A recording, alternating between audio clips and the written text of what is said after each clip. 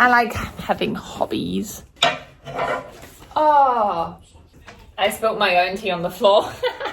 Yes, I'm in my pajamas. I always promised myself not to posture and pose. It's 9:30 p.m. on a work night and I've just put this list together and I'm so excited. I'm gonna film it right now in my PJs with my half full cup of tea because I've just spilled half of it on the floor.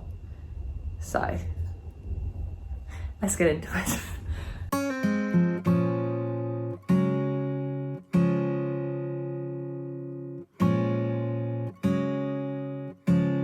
Hi everyone, my name is Bethany from Bethany and Books and welcome back to this book nook. Today I'm really excited because I am creating a video that I wish that I was able to consume.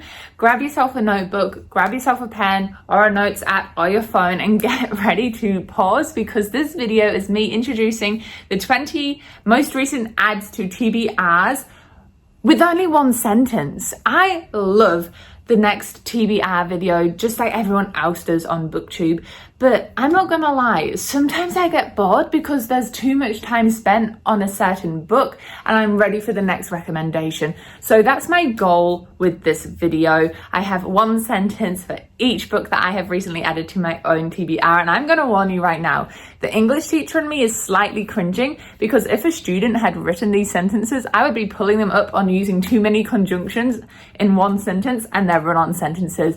But for the purpose of this video, I did the best I could. I really hope you enjoy it. And as always, if you have your own recommendations, please leave them down below. I genuinely go through every single comment, check them, see if I want to read them myself. It could even be really fun if you guys yourselves added in like your book recommendations using only one sentence. That could be awesome. Anyway, the whole point of this is I'm going to be as concise as possible. So if you like this video, please consider leaving a cheeky like and subscribe down below to support a small booktuber, and let's get into it. Do you want to angle it so you could just rotate the... You're gonna put it on mute, baby? You guys have been relocated because Titus is sitting right there and he's going to play some video games. So if you hear some mashing of buttons, I'm sorry. This is the reality of our living room. Let's get into it. The first book I had to recommend is Memory Piece by Lisa Coe. We see the same three teens in the 80s, 90s, and 2040s as their youthful dreams of artistic freedom collapse when their future becomes one of activism, surveillance, and monetization. Book number 2. I told you I'm going through these. This book is called The Last Night at the Telegraph Club. This is by Melinda Lowe. It's a historical LGBT book. It's America, 1954, and two Chinese young women meet at a lesbian bar in Chinatown during the Red Scare, don't know what that is, before facing the homophobia at that time. I'm going to learn about what the Red Scare is. I'm assuming some historical context is needed. Book number 3 is Hamnet by Maggie O'Farrell. This is from Shakespeare's wife's perspective as we see the loss of one of her children called Hamnet and how that inspires Shakespeare's Hamlet. Little side note, I feel like I'm breaking the rules, but side note, I am not too sure how historically accurate this is, so consider that when you pick this book up. Next up, If I Had Your Face by Frances Cha is a contemporary novel. I realise I forgot to say all of these are standalones, no new series.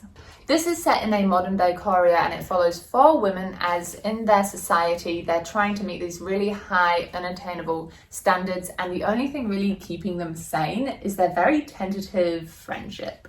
Next up is oh yes, you can see my socks. Do you like my socks?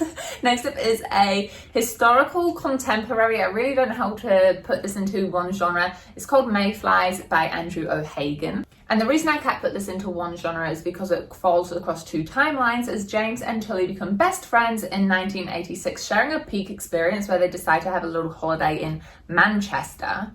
And whilst they're there, they decide to live their life very differently, but their lives do diverge and they don't talk to each other for 30 years until Tully calls up his best friend. So you can see the time jump there. Next up is by Lottie Hazel. It is called Piglet and this is a contemporary romance.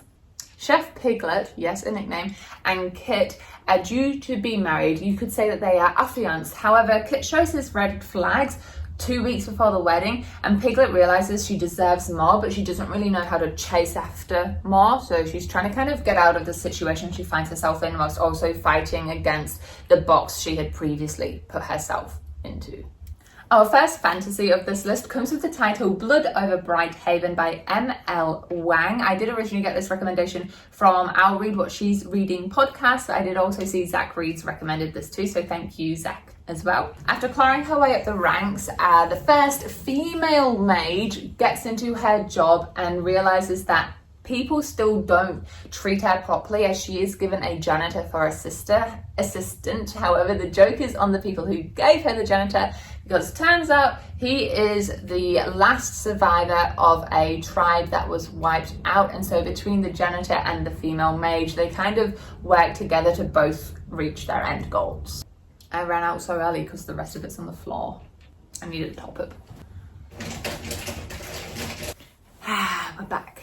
Back into it. Immortal Pleasures. This is a paranormal romance written by V. Castro. A survivor of a colonial-caused breakdown of Aztec civilization wakes up as an immortal, powerful vampire and goes on a quest to avenge all colonized cultures that are being basically eliminated due to colonialism, whilst also looking for love. The Last Murder at the End of the World by Stuart Turton. If you're wondering, he's the guy who also wrote The 7.5 Deaths of Evelyn Hardcastle, which I actually DNF'd, but I'm giving him another go because this sounds pretty interesting. Dystopian mystery thriller. Picture this.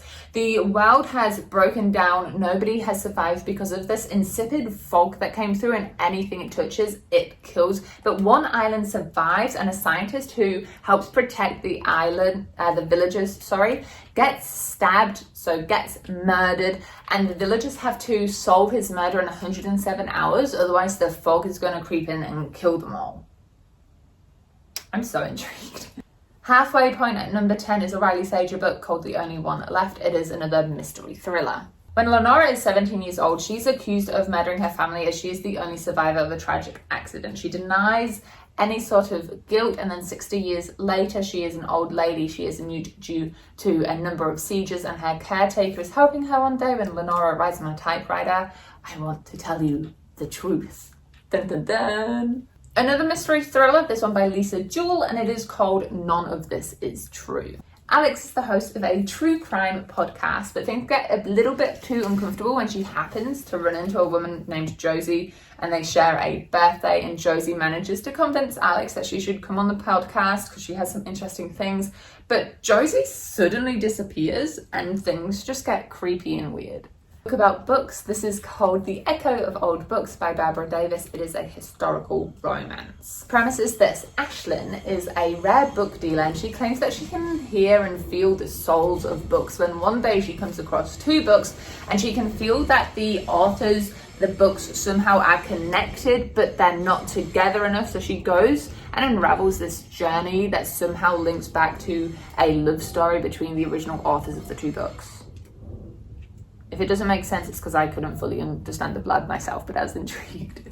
Fantasy romance, The Wishing Game by Meg Schaefer. This is like the Hunger Games meets book lovers. So 4 book lovers are pitted against each other in order to win the one and only copy of a novel by their favourite author. However, we're Team Lucy. It's not from all different points of view, who is also trying to adopt a kid.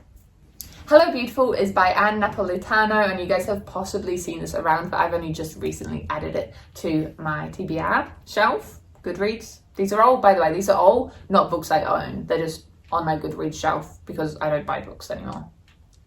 Basically, basketballer William and ambitious Julia start dating, but William has a dark past that comes up and threatens to split apart Julia and all of her really close sisters. I'll admit that one sentence doesn't sound as enticing as some of the other book sentences I've written, but maybe I just want something a little bit more chill, a bit more real world after reading a lot of fantasy.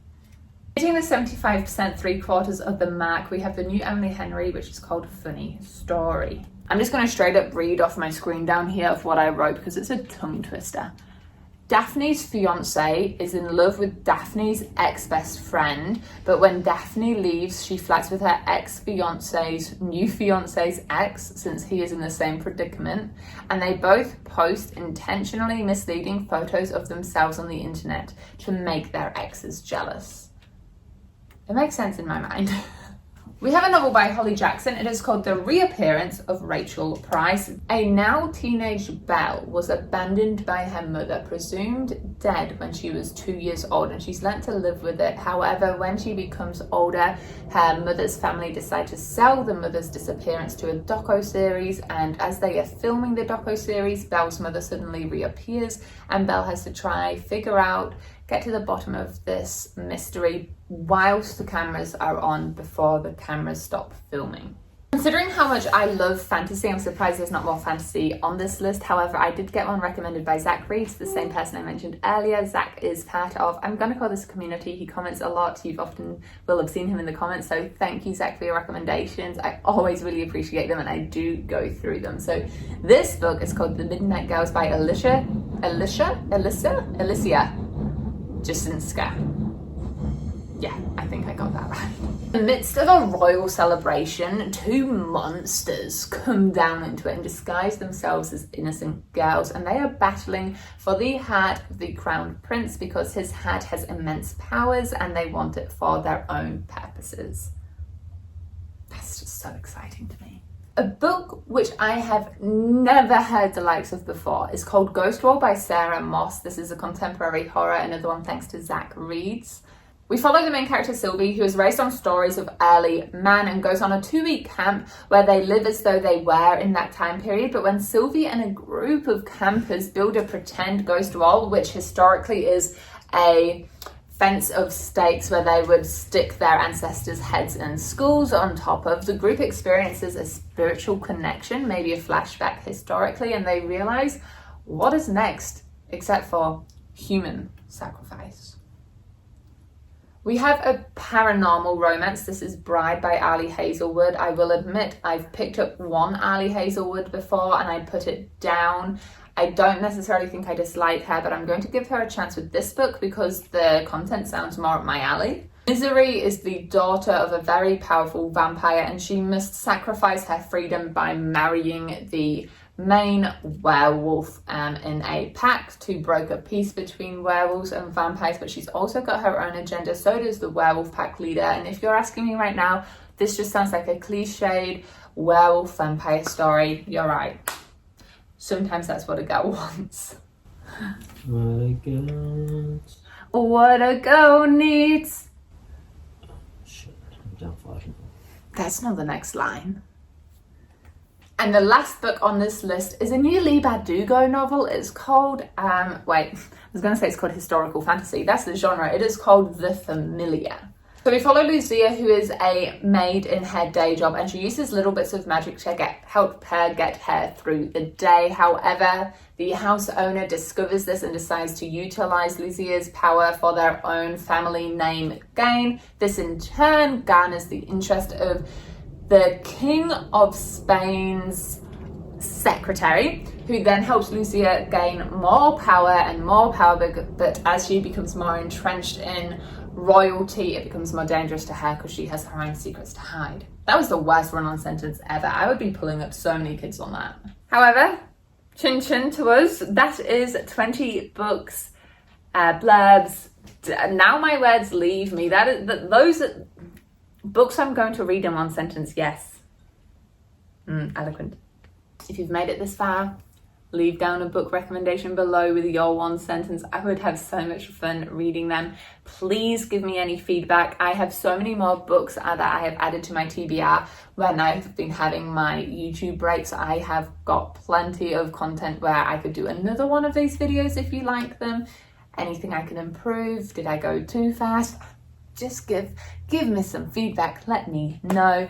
Much appreciated, and thank you so much for making it to the end of this video. Enjoy all the places you go in your own reading and life adventures, and I will see you in the next one. Bye bye. Bye. I'm always so awkward at the sign off stage.